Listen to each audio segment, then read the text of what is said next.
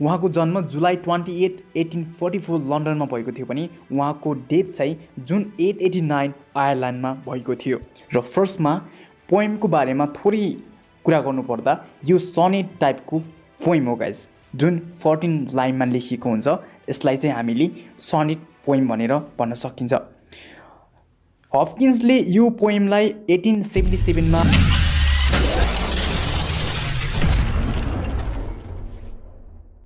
Welcome back to my channel पिओन्डिस नेपाल। मेरो नाम प्रेम राहु मगर हो।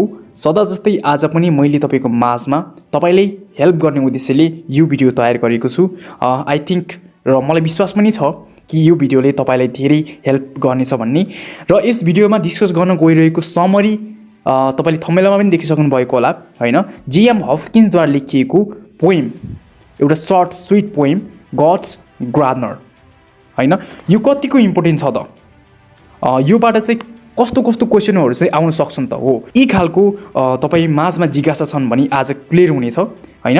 र अर्को कुरो, समरीलाई मैले तपाईँको माझमा प्रष्टसँग इङ्ग्लिस र नेपालीको माध्यमबाट तपाईँलाई क्लियरली बुझाउने मेरो उद्देश्य रहेको छ। र बुझ्नु भएन भने पनि मलाई तपाईँले कमेन्ट बक्स अथवा सोसल मिडियामा मलाई तपाईँको कुरा राख्न सक्नुहुन्छ। म तपाईँको कुरालाई एकदमै मनन गरी लिनेछु भन्ने एउटा तपाईँले विश्वास दिलाउन चाहन्छु। र राइटरको बारेमा थोरै भन्नुपर्दा उहाँको जन्म जुलाई 28, 1844 लन्डनमा भएको थियो भने उहाँको डेथ चाहिँ जुन 889 आयरल्यान्डमा भएको थियो। र फर्स्टमा पोएमको बारेमा थोरै कुरा गर्नुपर्दा यो सनेट टाइपको पोएम हो गाइज, जुन 14 लाइनमा लेखिएको हुन्छ। यसलाई चाहिँ हामीले सनेट पोएम भनेर भन्न सकिन्छ।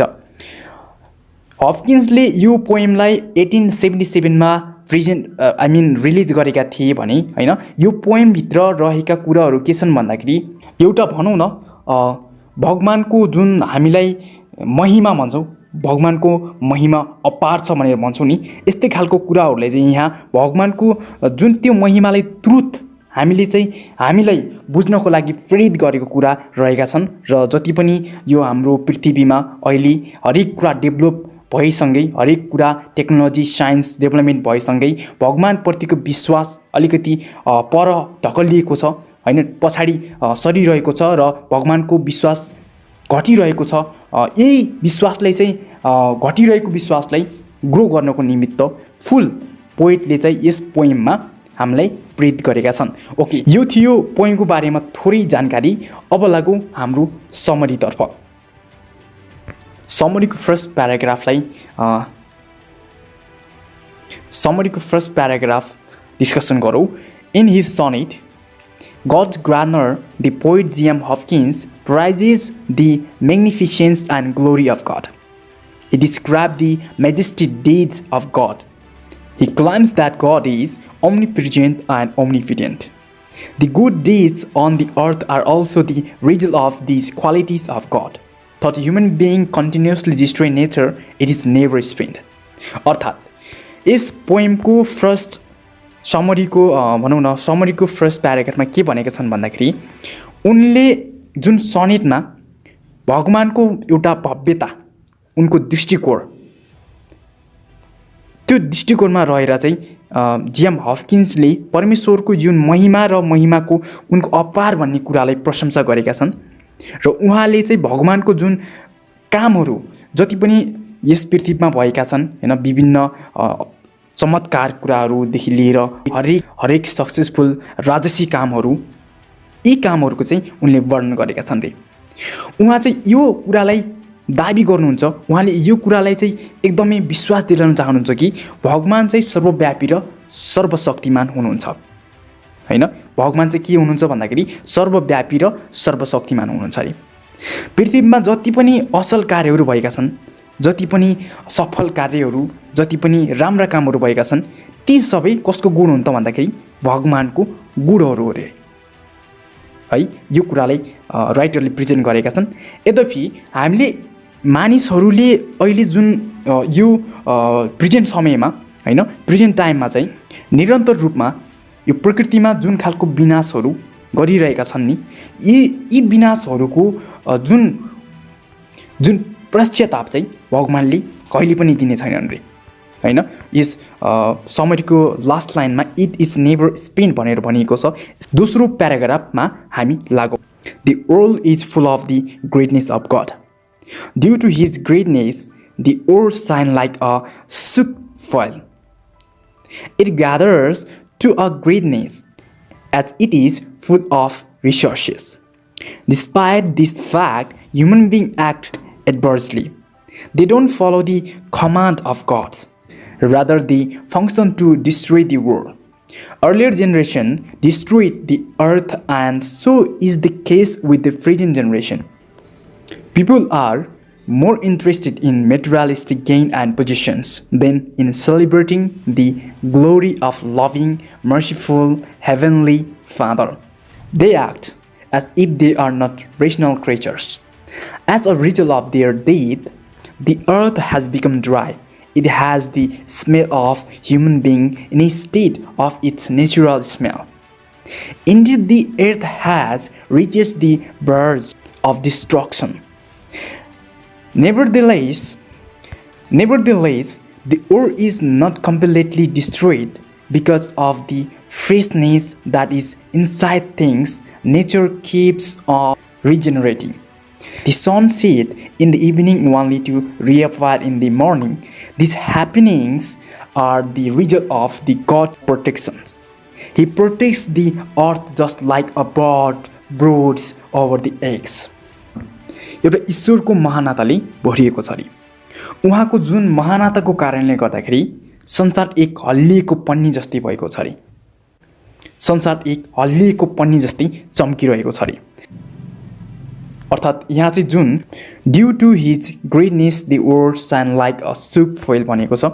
यो shook foil भनेको के हो त भन्दाखेरि गाइज, यो एउटा टिलिक्क टल्किएको के अझ एल्युमिनियमको पाता बनाउन अथवा कुनै तरबार भर्खरै बनाएको न्यू खालको हुन्छ नि, त्यो टिलिक्क टल्किएको हुन्छ नि हो।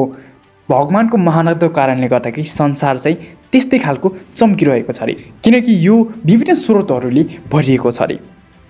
अर्थात् भगवानले हामीलाई जुन प्रोटेक्सन दिइरहनु भएको छ, ती हरेक कुराको कारणले गर्दाखेरि यो सब सम्भव भएको छ। यो तथ्यको बावजुद पनि हैन, यहाँ यी कुराहरू थाहा भइ पनि यसको बावजुद पनि मानिसले चाहिँ प्रतिकूल कार्य गरिरहेका छन्। अर्थात् भगवानले दिएको जुन गड ग्रानर छ त्यसको हामीले प्रतिकूल कार्य गरिरहेका छौँ। बरु उनीहरूले यो संसारलाई नै नष्ट गर्ने काम गरिरहेका छन्। अर्थात् हामीले चाहिँ यो हामी रहेको पृथ्वीलाई नै नष्ट गर्ने खालको, अझ विस्तृत भन्दाखेरि यो संसारलाई नै हामी नष्ट गर्ने खालको कामहरू गरिरहेका छौँ। पहिलेको जुन हाम्रो पुस्ताहरू थिए, पहिलेको जेनेरेसनहरू थिए, उनीहरूले पनि पृथ्वीलाई डिस्ट्रोय गर्ने काम गरिरहेका थिए। अहिले पनि कुनै चेन्ज भएको छैन है। अहिलेको जेनेरेसनले पनि पृथ्वीलाई नष्ट गर्ने काम नै गरिरहेका छन् है। मानिसहरूमा चाहिँ जुन माया दया है, बुबाको आमाको हैन, उहाँहरूको भनेको कुराहरूको जुन स्वर्गीय आनन्द अथवा मनाउनु भन्दा पनि, महिमा मनाउनु भन्दा पनि हैन, भौतिकवादी जुन अहिले हाम्रो भौतिक कुराहरू रहेका छन् त, जस्तै धन सम्पत्ति यी यावत कुराहरूमा चाहिँ बढी रुचि राखिरहेका छन्। उनीहरूले कुरा यस्तो खालको गर्छन् भन्दाखेरि के उनीहरू एउटा पृथ्वीमा जन्मिएको प्राणी नै होइन हैन, उनीहरू त भनौँ न एउटा साइन्टिफिकली बनाएको कुरा हो, मान्छे हो जस्तो उनीहरूले चाहिँ फिल गर्छन्। त्यस्तो खालको प्रतिक्रियाहरू चाहिँ दिने गर्छन् हैन। यो पृथ्वी सुक्खा भएको छ अहिले। यो पृथ्वीमा जुन प्राकृतिक गन्ध थियो, प्राकृतिक हावाहरू चल्थ्यो, त्यो होइन।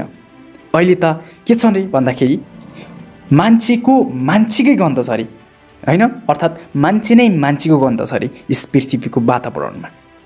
वास्तवमा भनियो भने पृथ्वी एउटा विनाशको कङ्गारमा पुगेको छ अहिले हैन। तथापि के बुझ्न सकिन्छ भन्दाखेरि संसार पूर्ण रूपमा विनाश भएको त अझै पनि छैन हैन।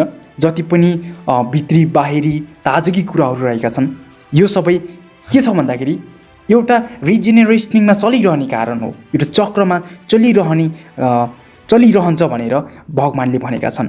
जस्तै हामीले साँझमा सूर्य अस्ताउँछ भने बिहानमा सूर्य फेरि प्रकट हुनुहुन्छ हैन। यो घटनालाई हेर्ने हो भने यो के हो त भन्दाखेरि भगवानले दिनुभएको एउटा भगवानको सुरक्षा हो, एउटा तथ्य हो, यो एउटा के हो त प्रुफ हो भगवान हामीलाई प्रोटेक्ट गरिरहनु भएको छ भन्ने हैन।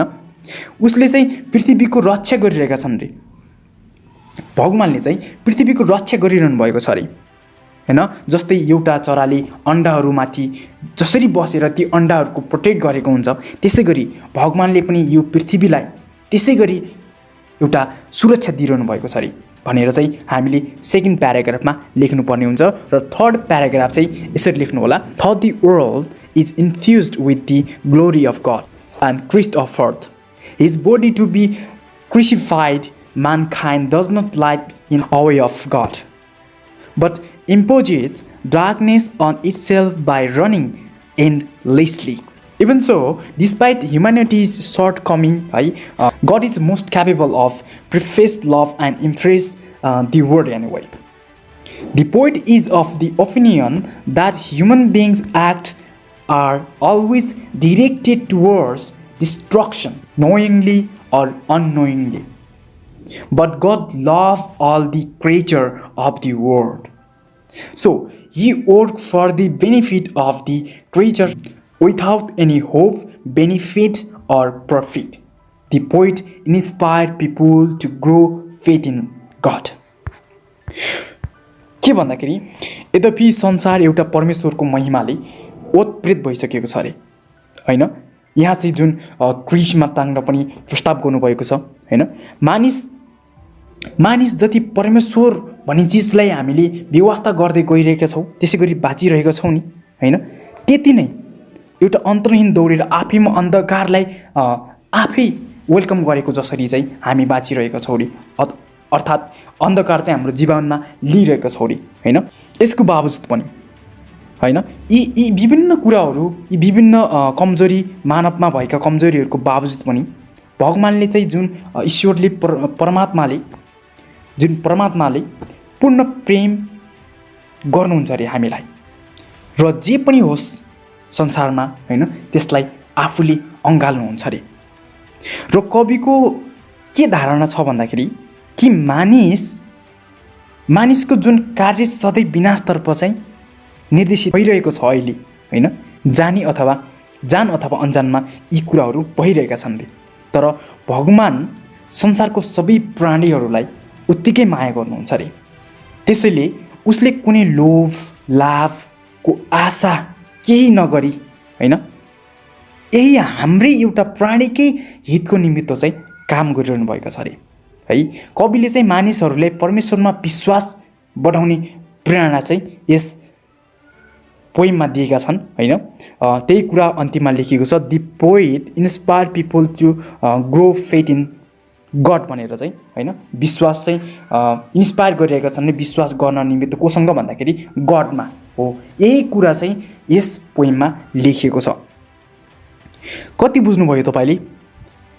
यस पोइमको सम्पूर्ण कुराहरू यति नै हो। आई थिङ्क तपाईँले धेरै बुझ्नुभयो होला भन्ने आशा गर्न चाहे है। केही क्वेसनहरू रहेका छन्, यी क्वेसनहरूलाई तपाईँले सल्भ गर्नुहोला हैन। यस पोइमबाट तपाईँलाई लङ क्वेसन आयो भने तपाईँले सेन्ट्रल आइडिया के हो भन्ने कुरा तपाईँले आउन सक्छ हैन। अदरवाइज तपाईँले लङ क्वेसन त्यति धेरै आउला भन्ने खालको त्यो चान्स धेरै छैन हैन। सर्ट क्वेसनै आयो भने यी दिएको क्वेसनहरूको सल्भ गर्ने प्रयास गर्नुहोला। र सक्नुहुन्छ भने यो भिडियोलाई हेरिसकेपछि हैन आफै केही कुरा लेख्ने कोसिस गर्नुहोला। यदि केही बुझ्नुभएको छैन भने भिडियोलाई फेरि रिपिट गरेर हेर्न सक्नुहुन्छ हैन।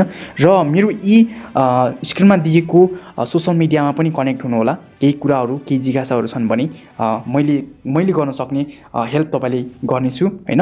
तपाईँले गर्न सक्ने हेल्प पनि मलाई दिइराख्नु होला भन्न चाहन्छु, किनभने म एउटा सिकाउ भन्ने उद्देश्यमा छु गाइस। त्यस कारणले गर्दाखेरि यति अनुरोध तपाईँ माझमा गर्न चाहे। अर्को भिडियो केमा लिऊँ त केही छन् भने तपाईँले कमेन्ट बक्समा कमेन्ट गरिदिन सक्नुहुन्छ। लाइक गरिदिनु भएको छैन भने प्लिज भिडियोलाई लाइक गरिदिनु होला। सब्सक्राइब गर्नु भएको छैन भने सब्सक्राइब गरेर जोडिनु होला। तपाईँले केही न केही तपाईँलाई आवश्यक, तपाईँलाई हेल्पफुल भिडियो तपाईँले यसै गरी मेरो च्यानलबाट पाइरहनुहुन्छ। त्यस कारणले गर्दा सब्सक्राइब गरेर जोडिन नबिर्सनु होला। ओके, तपाईँको दिन राम्रोसँग बित्योस्। इक्जाम आउँदैछ, so be prepare, be safe and be love with your self. See you again. जय नेपाल।